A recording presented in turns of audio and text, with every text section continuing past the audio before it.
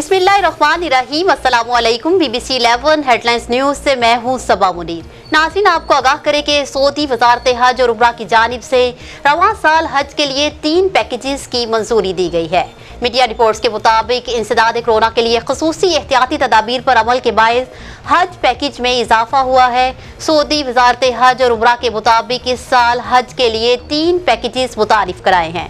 पहला package guest special tower, जिसकी fees 16,560 riyal faeces है। इस पैकेज में आज़मीन को मिना टावर्स में रिहाइश, खिदमात, मक्का से मुशायर मुकद्दसा, आमदो रफ्त शामिल होगी। जबकि दूसरा पैकेज गेस्ट स्पेशल खैमा है, जिसकी फीस 14,381 रियाल फीकस मुकर्रर है।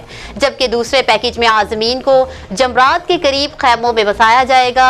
सऊदी वज़ारत हज और उम्रा के मुताबिक तीसरा पैकेज गेस्ट अवामी खैमा है, जिसकी फीस 12,113 रियाल फीकस है। वजारत के मुताबिक इन तमाम पैकेजेस की अदायगी के वक्त वैल्यू एडिड टैक्स की रकम अलहदा वसूल की जाएगी। वजारत हज और उम्रा की वेबसाइट पर हज दरख्वास्तें वसूल होने का अमल शुरू हो गया है।